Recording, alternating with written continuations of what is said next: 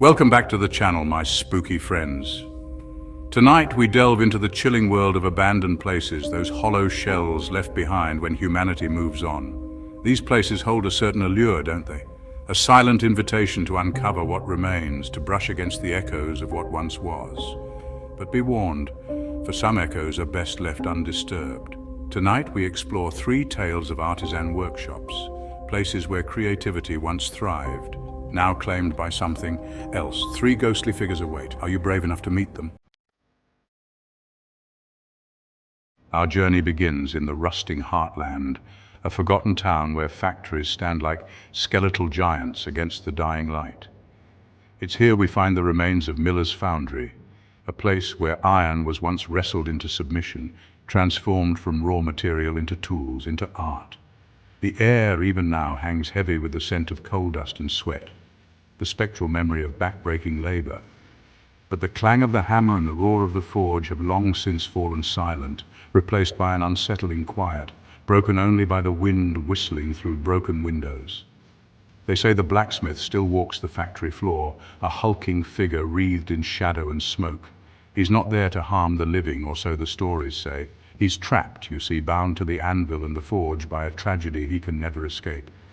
Old Man Miller, they called him, and he poured his life into this place, his heart and soul into every horseshoe and every gear. He had a son, you see, a young man who shared his father's passion. The boy, barely a man, was set to take over the foundry when his time came. But fate, as it so often does, had other plans. A faulty chain, a collapsing beam, a scream swallowed by the roar of the furnace. They say Old Man Miller, his hands gnarled with grief, worked through the night, forging a monument to his lost boy. A twisted sculpture of iron bars, forever frozen in silent scream. They found him at dawn, slumped over his anvil, hammer still clutched in his hand, dead, but not gone. Those who dare to venture into the foundry at night speak of strange occurrences. Tools move as if guided by unseen hands. The clang of the hammer rings out, a phantom rhythm echoing in the darkness.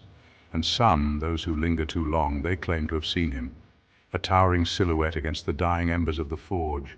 His face, forever obscured by shadow, but his sorrow, his unending grief, hangs heavy in the air, a tangible presence that chills you to the bone. Some say he's searching for his son, his spectral hammer striking sparks in the darkness, forever trying to forge a path to the other side.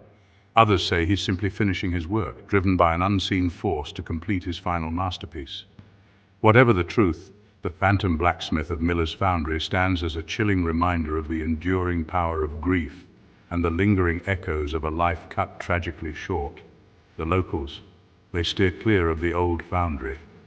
It's a place of sorrow, they say, a place where the veil between our world and the next wears thin. But some, drawn by curiosity, by a morbid fascination, still approach, hoping for a glimpse of the spectral smith, a brush with the supernatural. Just remember, if you ever find yourself wandering the darkened aisles of Miller's Foundry, listening for the clang of the ghostly hammer, be careful what you wish for. Some things once seen can never be unseen. Our next tale takes us from the industrial heartland to a place of artistic expression, a grand old studio bathed in the spectral glow of moonlight. It was here in this very room that the renowned sculptor Antonio Moretti once chiseled his dreams into reality. Marble, once cold and lifeless, came alive under his touch, transformed into figures of breathtaking beauty and haunting realism. But every masterpiece casts a shadow, and Moretti's genius was inextricably intertwined with a darkness that would ultimately consume him.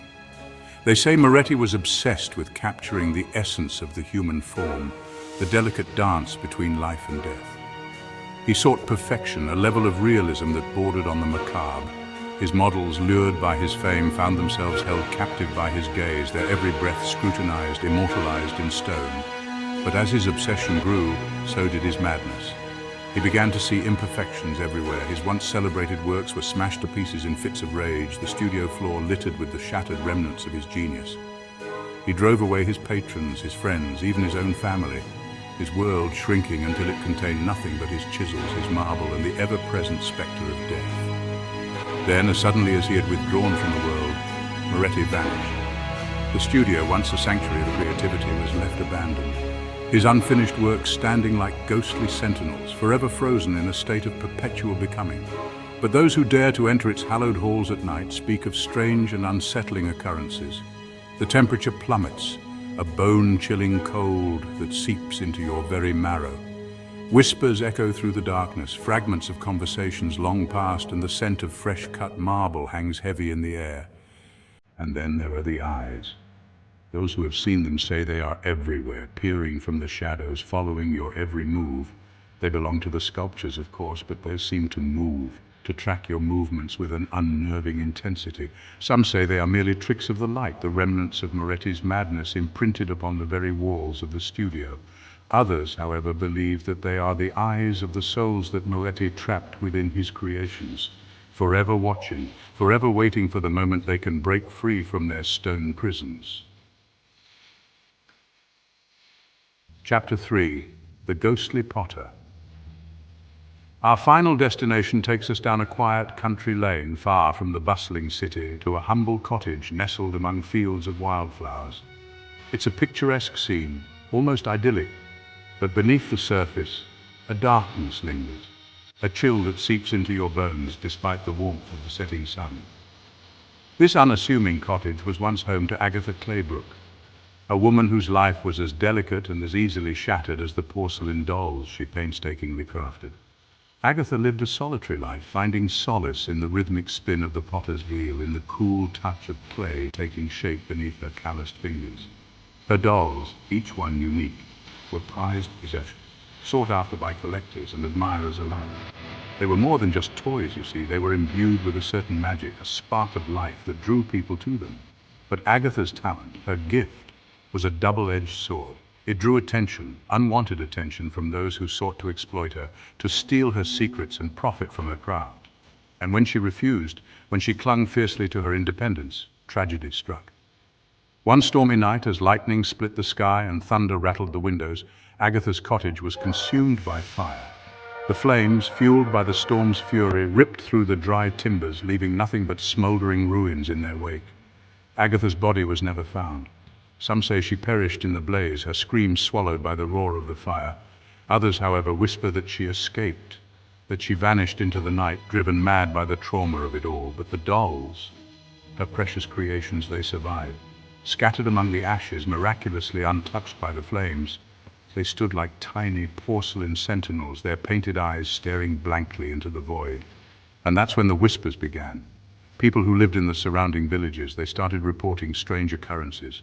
They would find the dolls on their doorsteps, their eyes seeming to follow their every move. Children's toys would come to life in the dead of night, their porcelain faces twisted into grotesque parodies of laughter.